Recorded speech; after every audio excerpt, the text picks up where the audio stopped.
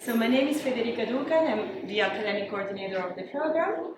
Here is Dr. Marcus Walton, who is the lecturer for the honors program, and here is Prof. Musemwa, who is here in his double capacity of the head of the School of Social Sciences, but also as the chair of the board of the Public Affairs Research Institute. Thank you very much, Federica. Good afternoon to you all, and a warm, rather typical warm social sciences welcome to you all. And you will soon get to know what that means to be welcomed in the School of Social Sciences. I think about 2 years ago, 2018, I was invited to be part of the launching of the program, Organisational and Institutional Studies. And you know, with the beginning of every program or any initiative that you take, there are always some anxieties, some hesitation about whether the program will take off. But it was a true launch, a launch in the truest sense, in the sense that once the program was launched, it took off. And what I see is a program that's flying high. What evidence does one need than to be part of a cohort of staff witnessing the graduation of the very first course last year of 5 honors students, proud, decked in their academic regalia, so to speak, walking up down the aisle and walking up the stage, graduating. I see the same happening with all of you. You have done the right thing by choosing to enroll with this program. We have evidence that it works. We have evidence that if you work hard, you will graduate. But it's not just evidence. It is about commitment, right? Commitment from the word go. It is about working together with academic staff.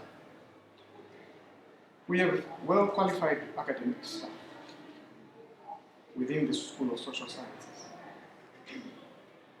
And I want to say this to you, just to give you a small statistic.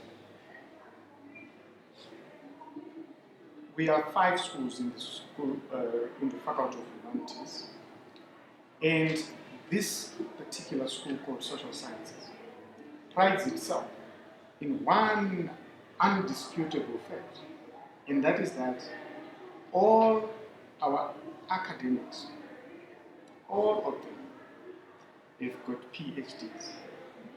And there's only one who has just submitted, and that will bring us to 100% PhD qualified staff. And for us, it's a sure sign that we've got qualified staff that will be able to see you through if you work with them. So, in this school, we have got 6 disciplines. We've got anthropology, history, politics, international relations, sociology. Did I mention philosophy?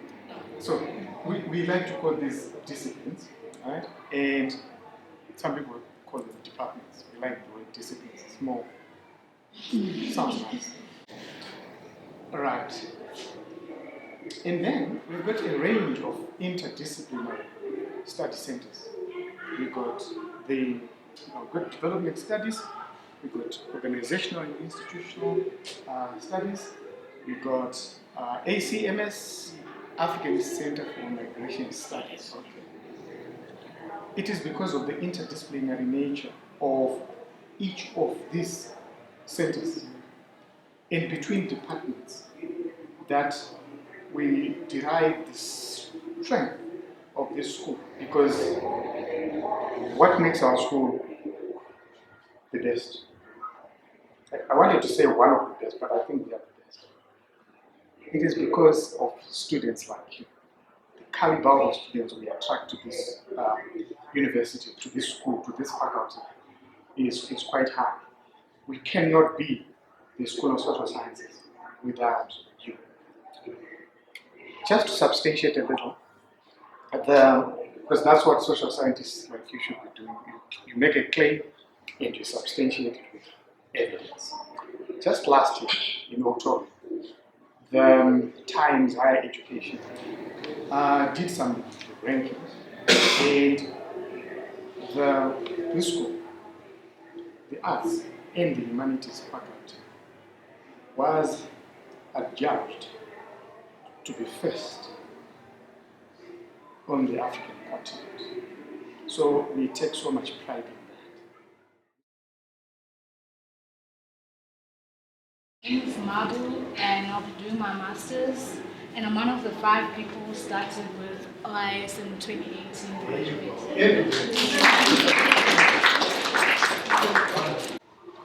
Hello everyone, my name is Gerald Manisoza. I'm pursuing PhD.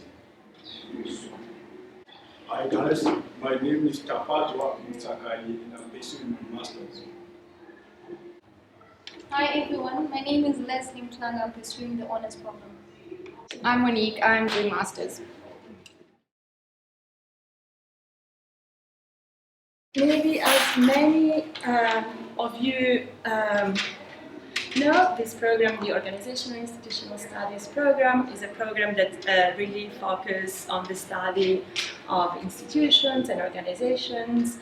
And it's an academic program that studies the way the structures, and by these we mean systems of organization, laws, division, rules, historical legacies, shape the social, political, or economic decision making. So what we're trying to understand is that to what extent we're not free to live and act however we choose, but how, why, and in what ways does the nature of particular institutions or structures affect our everyday lives. So basically what we're trying to understand is like how dynamics of power work, and how these are entrenched within institutions, and what's our capacity of action, how the relationship between the structure, the agency, and structure work, and how we can operate within that, in how we can change it, what obstructs change, and what actually we can do to understand this. That from a social science perspective, it's important to compare elements, to compare institutions, to compare countries, as to really understand how the dynamics play out and how we can better study them and analyze them. So, for instance, how much freedom do we have to change or control existing institutions, like the political system, the law?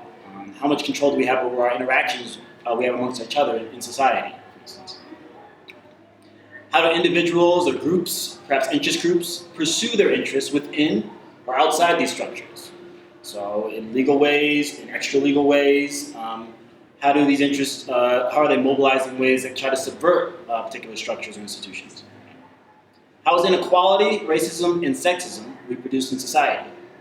The way that we interact with each other within society is often based on certain institutions.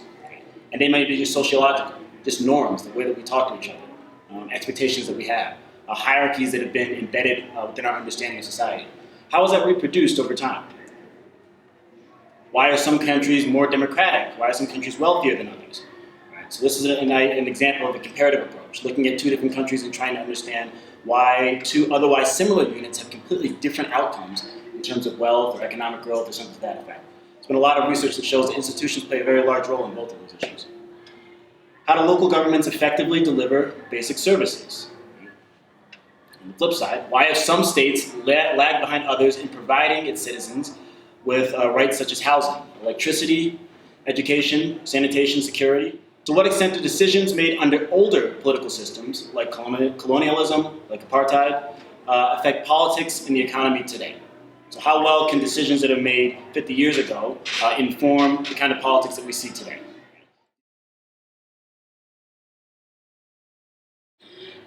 So the OIS program is funded by the Public Affairs Research Institute at this point, and PARI is located in Parktown in Johannesburg. So it's a separate research institute that is not located here in the school at Wits University, and OIS is the academic program that is linked to PARI. So PARI, notably, and in the last 10 years, has been studying and doing research on organization and institutions, and also studies state institutions and civil society to understand questions, as we've been addressing, of service delivery, bureaucratic structure, governance, and state capture. You might be familiar with some of the reports that have been published by PARI, most of you. For those interested, PARI offered resources and scholarships for the students, which may be tied to specific research projects. So you'll be, should you receive a scholarship, you'll be actually working with some of the research staff and teams that work on the dedicated program that have been allocated to. And the local government program obviously focuses mostly on local government, as the program says, on institutional failure, and really what can be done to address that. The land administration program is a very new program that is, looks very exciting, and we're really looking at question of land reform, land redistribution, archives, and all of these questions. So the honors program is meant to essentially introduce you to the concepts and the terms that we're going to be using within the field more broadly. So if you don't know what institutions means or what we mean by that, that's great. That's the perfect place to start. But yeah, we start with basic concepts, understanding structure agency. If you don't know what that means, that's fine. What do we mean by the state? What are institutions? How do institutions affect our daily lives?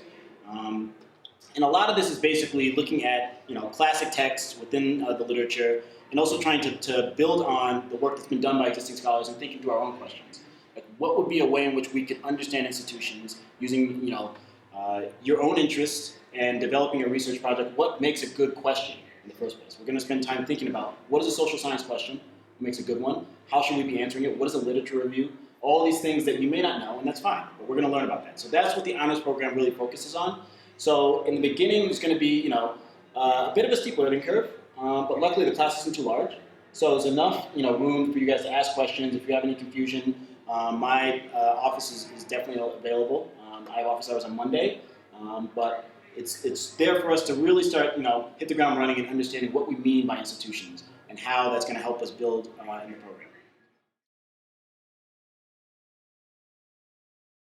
After you understand what institutions are, we try to give you a little bit of a much thicker sort of theoretical background and understanding to institutions. So we delve into theories, institutional theories. So we try to understand how to analyze institutions from a historical institutionalist perspective, from a sociological perspective, from an economic perspective. And then we really try to refine really the study and how to define and analyze institutions. Obviously, we strongly encourage anyways you to come up with very empirical research questions that we really then try to answer also in a theoretical way. But the important part of the master's course is obviously also that of developing a research question and being able to conduct your own research. At the master's level, you're really expected to be able to conduct a little bit of field work, do some interviews, and really come up with your own understanding and analysis, and maybe come up with analyzing and defining concepts, maybe in your own particular way, on the basis of your research, and really to give you an opportunity to give a little bit of a contribution to the existing literature.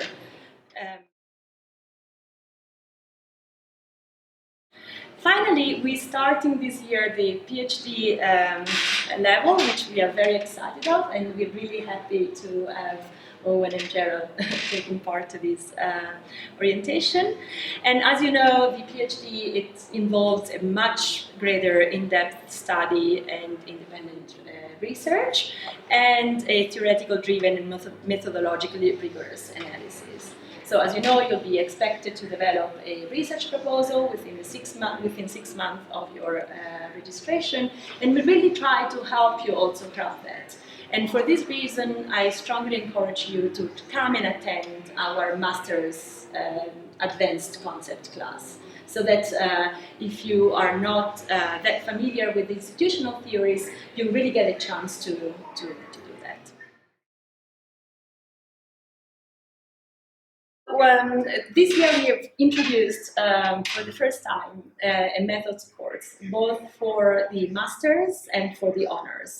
And I'll try to explain it very briefly. So the general idea is that we really want to guide you to design a research project and find a good research question, which obviously this will happen both in our methods class, but as Marcus indicated, we'll also try to work on this in our other basic concepts and advanced concepts class.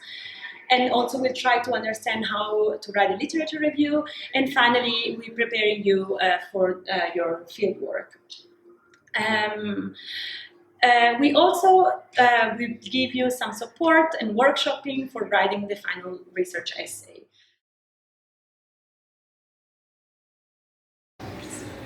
So some of the careers that you might be interested in and some of the jobs that OIS graduates have pursued.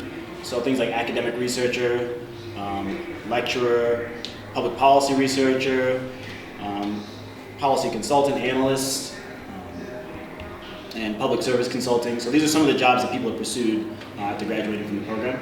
And yeah, we look forward to meeting you in class next week.